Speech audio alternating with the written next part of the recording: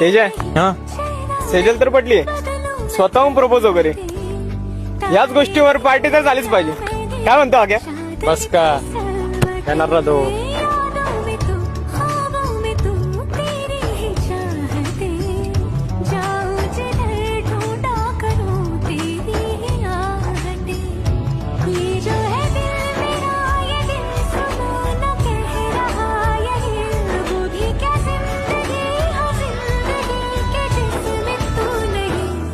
आख्या येड्या हसली ती तुझ्याकडे बघून माहिती का तुला?